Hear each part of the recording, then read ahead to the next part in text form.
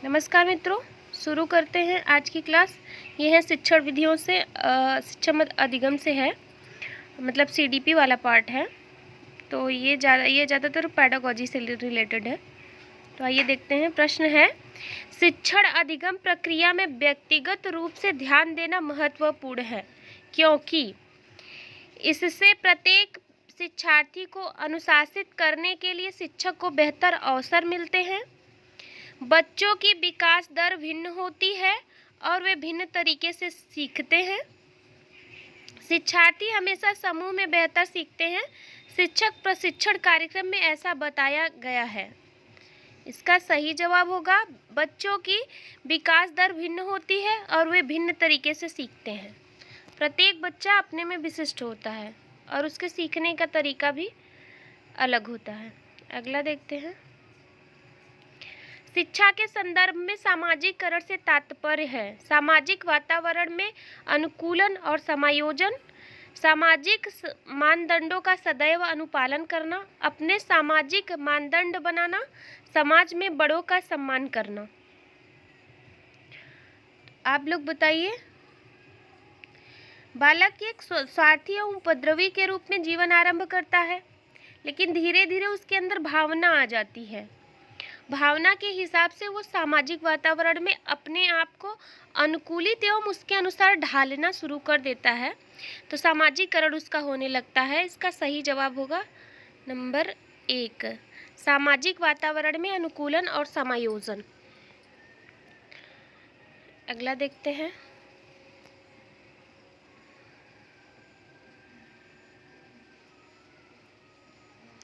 एक शिक्षिका अपने शिक्षार्थियों की विभिन्न अधिगम शैलियों को संतुष्ट करने के लिए वैविध्यपूर्ण कार्यों का उपयोग करती है। वो क्या करती है, मतलब एक शिक्षिका जो है वो अपने बच्चों को सिखाने के लिए किसी भी तरीके से उनको आ जाना चाहिए, इसके लिए वो अलग अलग तरीके का अनेक विधियों का प्रयोग करती है। तो इसका क्या मतलब है कि वो अनेक विधियों का प्रयोग करती है। तो इसका क्या मतलब है, क्यों अनेक विधियों का प्रयोग करती है, एक ही विधि से सबको क्यों नहीं सिखाती। तो ये सिद्धांत काम करता है कोलबर्ग के नैतिक विकास सिद्धांत, वाइगोस्की के सामाजिक सांस्कृतिक सिद्धांत, पियाजे के संज्ञानात्मक विकास के सिद्धांत, कोलबर्ग के नैतिक विकास के सिद्धांत, गार्डनर के बहुबुद्धि सिद्धांत। बहुबुद्धि सिद्धांत का मतलब ये है कि क्लास में हर प्रकार के बच्चे होते हैं, सबकी बुद्धि अलग अलग होती है, इसलिए वो अनेक विधियों से बच्चों को सिखाती है। अगला देखते हैं।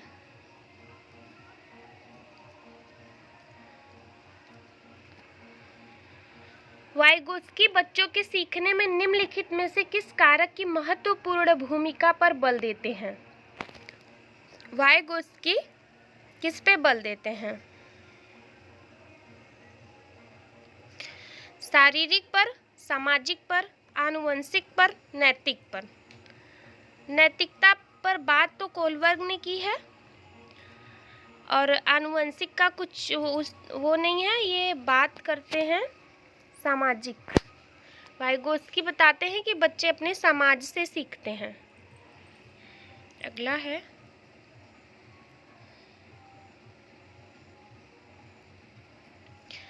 राज्य स्तर की एक एकल गायन प्रतियोगिता के लिए विद्यार्थियों को तैयार करते समय एक विद्यालय लड़कियों को वरीयता देता है। यह दर्शाता है प्रगतिशील चिंतन, लैंगिक पूर्वाग्रह, वैश्विक प्रवृत्तियां, प्रयोजनात्मक उपागम। लड़की या लड़के किसी एक को अगर कहीं वरीयता दी गई है तो ये सामान्य सी बात है कि लैंगिक पूर्वाग्रह है, पुराने सोच पर आधारित इसको मान के कर रहे हैं, मतलब आज के हिसाब से नहीं कर रहे हैं।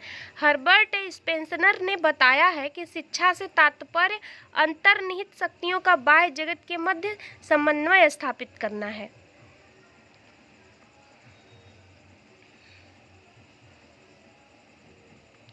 ठीक है,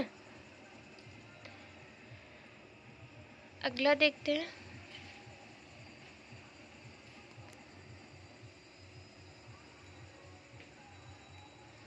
ये ऑप्शन इतने बड़े हैं कि क्वेश्चन कट ना हो जाए।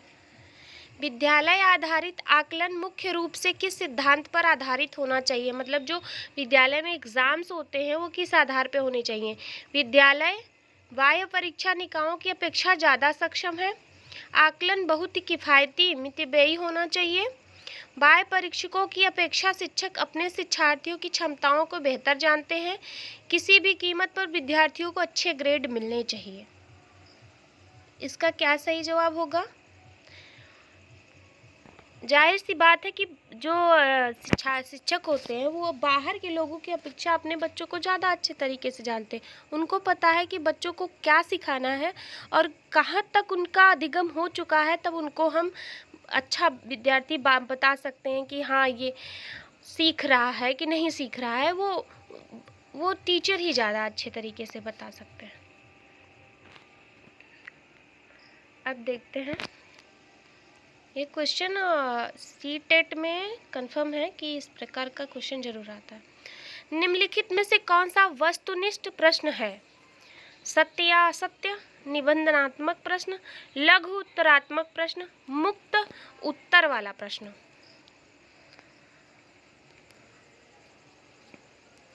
तो इसका सही जवाब है सत्य या असत्य। अगला देखते हैं।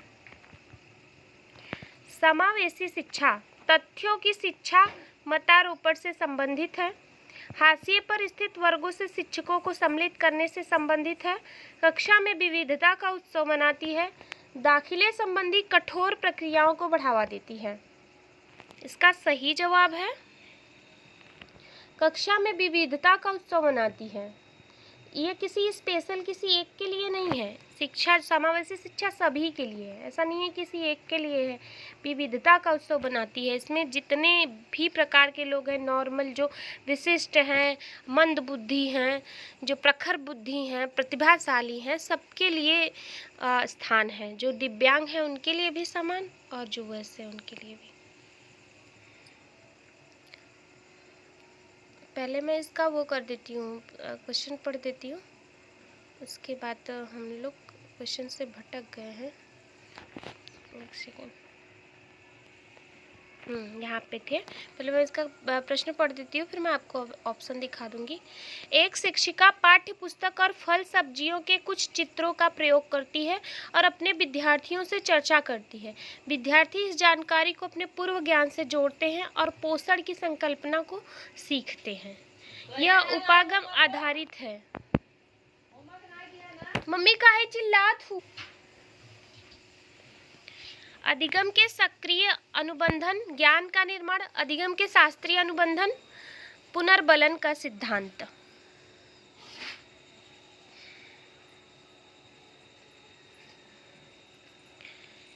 आप लोग प्रश्न पढ़ लीजिए, उसके बाद जवाब दीजिए।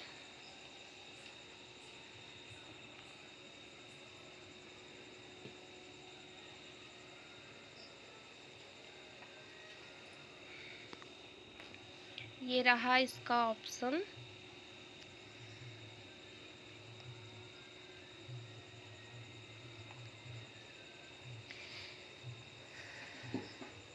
इसका सही जवाब है ज्ञान का निर्माण। अगला देखते हैं।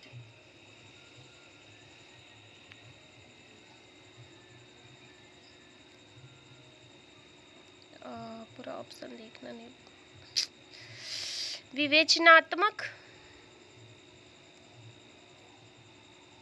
विवेचनात्मक शिक्षा शास्त्र का यह दृढ़ विश्वास है कि शिक्षार्थियों के अनुभव और प्रशिक्षण महत्वपूर्ण होते हैं।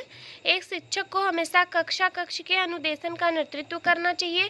शिक्षार्थी को स्वतंत्र रूप से तर्कड़ा नहीं करनी चाहिए। बच्चे स्कूल से बाहर क्या सीखते हैं यह अप्रासंगिक है। तो इसका सही जवाब होगा शिक्षार्थी के अनुभव और प्रशिक्षण को महत्वपूर्ण होते हैं, उनके अनुभव को वरीयता देनी चाहिए। अगला देखते हैं। एक शिक्षक प्रश्न पत्र बनाने के बाद यह जांच करता है कि क्या प्रश्न परीक्षण के विशिष्ट उद्देश्यों की परीक्षा के कर रहे हैं।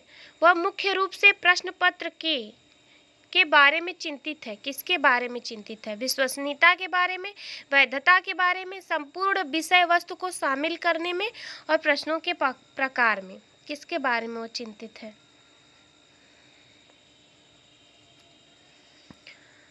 तो वो प्रश्न पत्र के वैधता के बारे में चिंतित है। सही जवाब है वैधता।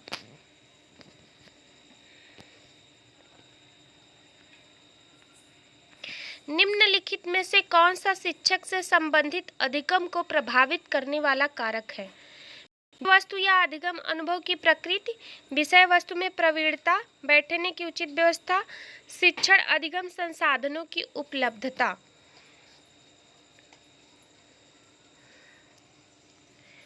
शिक्षक से संबंधित है ये। शिक्षक का कौन सा ऐसा गुण है जो बच्चों को प्रभावित करेगा? विषय वस्तु अधिगम अनुभव की प्रकृति, ऐसा कुछ नहीं। विषय वस्तु से यहाँ मतलब नहीं है। विषय वस्तु में प्रवीणता, कितना प्रवीण है अध्यापक, ये जरूरी है। बैठना, कहीं भी बच्चे बैठ के सीख सकते हैं। संसाधनों की यहाँ बात ही नहीं है, यहाँ शिक्षक से संबंधित बात किया गया है। तो यहाँ वस्तु में वो कितना अपने प्रवीण है, अपने विषय वस्तु में कितना प्रवीण है, ये आवश्यक है। अगला देखते हैं। चिंतन अनिवार्य रूप से एक मनोवैज्ञानिक परिघटना है, भावात्मक व्यवहार है, संज्ञानात्मक गतिविधि है, मनोगतिक प्रक्रिया है। तो आप इन दोनों में कंफ्यूज होंगे। तो ये संज्ञानात्मक गतिविधि है, वो ज्ञान से रिलेटेड है ना, तो इस तरीके से संज्ञानात्मक से रिलेटेड है। इस तरीके से आप लोग इस चीज को लीजिएगा। अगला देखते हैं। एक शिक्षिका अपने शिक्षार्थियों को अनेक तरह की सामूहिक गतिविधियों में व्यस्त रखती है, जैसे समूह चर्चा, समूह परियोजना, भूमिका निर्वाह आदि। यह सीखने के किस आयाम को उजागर करता है? भाषा निर्देशित अधिगम, प्रतियोगिता आधारित अधिगम, सामाजिक गतिविधि के रूप में अधिगम, मनोरंजन द्वारा अधिगम। सही जवाब है सामाजिक गतिविधि के रूप में अधिगम। सामाजिक रूप से गतिविधि करा रही है ना, वो समूह में चर्चा करा रही है, फिर सामूहिक परियोजना करा रही है, तो ये सामाजिक रूप से ही तो कर रही है, समाज में ही तो लोग रहते हैं। अगला है। शिक्षक को अपने विद्यार्थियों की त्रुटियों का अध्ययन करना चाहिए, क्योंकि वे प्रायः की ओर संकेत करते हैं। किसकी ओर? उनके ज्ञान की सीमा, आवश्यक उपचारात्मक युक्तियों, योग्यताओं के अनुसार समूह बनाने हेतु दिशा निर्देश, भिन्न प्रकार की पाठ्यचर्या। इसका सही जवाब है आवश्यक उपचारात्मक युक्तियाँ। अगर विद्यार्थियों के अंदर कुछ कमी है तो उसको जानना है, तो उसके लिए आवश्यक उपचारात्मक युक्तियाँ करनी पड़ती हैं। अगला देखते हैं। पियाजे के अधिगम के संज्ञानात्मक सिद्धांत के अनुसार वह प्रक्रिया जिसके द्वारा संज्ञानात्मक संरचना को संशोधित किया जाता है क्या कहलाती है? मनोविज्ञान में अक्सर परस्पर विरोधी आवश्यकताओं को मैनेज करने के लिए व्यवहार संबंधी समायोजन करना पड़ता है। परिवार में कई कठिनाई पर्यावरण में आती हैं, बाधाएं आती हैं, जिनको ध्यान में रखते हुए लोग अपने आप को उसी अनुसार ढाल लेते हैं, उसी अनुसार अपने आप को बदल लेते हैं। बदल लेना मीन्स समायोजन, बदल के, इसको एकोमोडेशन कहते हैं, इसको एसिमिलेशन आई थिंक ऐसे कहते हैं। तो ये समावेशन है, ये जैसे का तैसा उसको ग्रहण कर लेंगे, उसमें बदलाव नहीं करेंगे, लेकिन समायोजन में इसमें बदलाव कर लेते हैं। और स्कीमा तो वो है कि जैसे हमारी माइंड में बन गया है, कोई चीज़, पुरानी चीज़ अगर बन गई है, छाप बन गई है कि हाँ ऐसे होता है, तो हमारे स्कीमा में वैसे ही बना रहेगा, वो निकलेगा नहीं। हमारे स्कीमा में जो कोई पुरानी बात बैठ गई हो वो स्कीमा कहलाती है। और समायोजन ये होता है कि जिस तरीके से पर्यावरण है उसमें उस हिसाब से बदलाव करके ढल जाना। और समावेशन होता है कि जैसे ही हो उसी तरीके से उस चीज़ को एक्सेप्ट कर लेना, जरा सा भी उसमें बदलाव न करना। अगला देखते हैं। प्रोफेसर जीन पियाजे के अनुसार 0 से 14 वर्ष की आयु वर्ग के बालक का मानसिक विकास 4 अवस्थाओं में होता है। इनमें 12-14 वर्ष आयु वर्ग के विकास की अवस्था को क्या कहते हैं? 12 से 14 वर्ष के जो होते हैं उनको प्रोफेसर जीन पियाजे ने क्या कहा है?